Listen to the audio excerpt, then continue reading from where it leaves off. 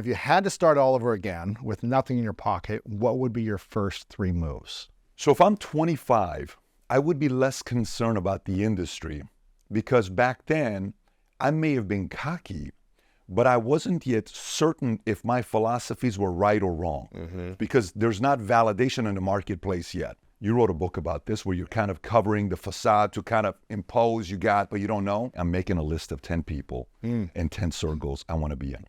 And I would make a draft pick of these 10 circles. I would say, okay, what's my number 1 circle I want to be a part of? Then I would go all the way down to number 10. I would research. I would look at guys that I like, guys' life that I admire, the way they carry themselves, the way they handle themselves. So this circle, I would say, well, those guys are really close to each other. I like the way they are. Boom, that's 1 circle. Boom. I really like this circle. That's pretty cool how these guys are always, they've known each other for all these years. They're so tight. It looks like they're enjoying it. Boom, boom, boom. Then I would make individuals because I have more odds. So if I got 10 circles I can get in, I want to work for number 1 first. So I reach out to number 1. Then I go to second draft pick, third draft pick, boom, boom, boom, boom, boom.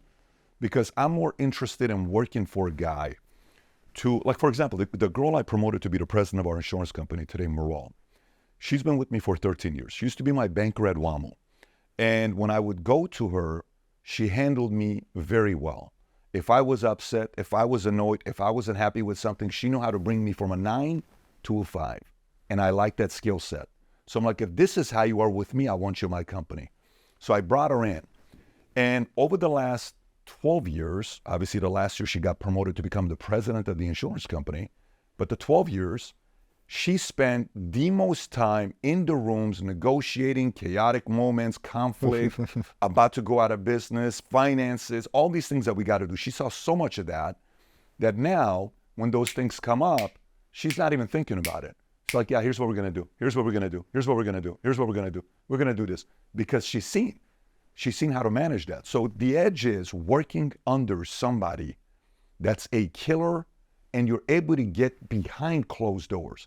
Not just the front, because the front is an act, but I want to get in the room with 5 people we're negotiating. For example, like let's just say we're about to negotiate a big deal. Typically, if we're doing a big negotiation deal, we'll debrief before to prepare. And we'll say, okay, guys, what do you think he's going to say? What do you think she's going to say? What do you think is going to be their concerns? Let's write it down. Da, da, da, da, da. What do you think is going to be their objection? What do you think they're going to want? What do you think they're not going to want? Where do they have leverage? Where do we have leverage? How are you going to answer this? How are you going to answer this? Boom. Anything I'm missing? What's my blind spot? Is anyone, what do you think about what he just said? Do you agree with him? Do you agree with her? So if you're in these types of meetings for 1,000 times and then we go into the real meeting, then when you're in the real meeting and the guy says, hey, Louis, do you mind if we ask you to step out? And you're like, yeah, no problem, because we've role played it. What if they ask you to step out? Totally fine. You don't even like, you want me to step out? We would role play. Don't be offended. Just very nice. Absolutely. Get up and walk out because it shows we're not insecure. We're not worried. Oh, wow. They were comfortable about it. Hey, Patrick, you mind if you step out? Totally fine. I'm going to go in and use the restroom. Shows confidence. They're okay with not being in the room. And then after the meeting, okay, so how do we do? You did this, you did that, you did this. This was good. I like the way you said this. How do you think you could have said this better? Maybe you could have said this. Do you think, well, I like what you said. Fantastic. Okay, great. What's the next step? We're not going to follow up. We'll wait for 48 hours, and then I'm going to send the email first. They ask for this. Make sure you send that. Send them a box of this. Remember when he talked about his daughter has a birthday coming up? Let's make sure we send that birthday present. Go on the wife's Instagram account and see what she likes and send them that gift. Boom, boom, boom. Okay, great. We move on. Okay. So that situation you're in, you know how much inventory that is. You're not going to get that in a college degree or an MBA. You go get 200-300 case studies. So that's the guy then.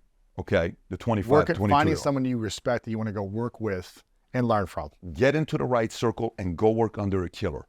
By far, accelerate your amount of learning by a decade. It's not even close. Right. But if I'm 45 today and I lose everything, I'm not worried about it at all.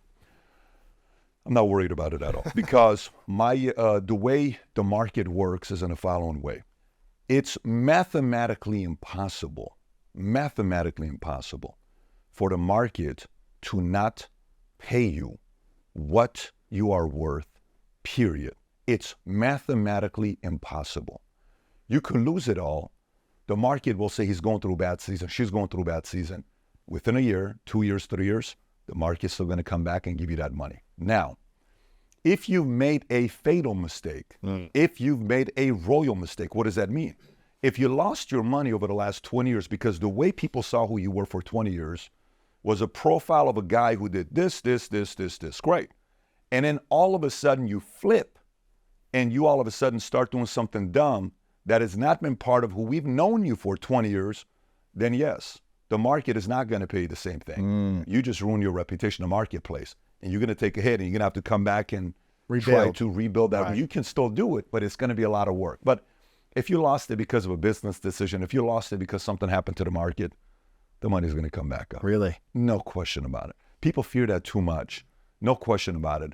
If you're still willing to tee it up, or if you're still willing to go out there and, improve yourself. Earlier today, I wrote something on my notes. This temptation of falling for a few trap. Like the moment you start thinking you've made it, plateaus around the corner. The moment you fall for the trap of, flattery. Now, flattery is a very dark thing, and it's used in a very eloquent way by your opponents, and you don't even know it. Can you give me an example? So, for example, hey, Lewis, I got to tell you, man, all these other guys, I know you and Jay are good friends, but dude, Jay's not at your level. You're 10 times better than Jay.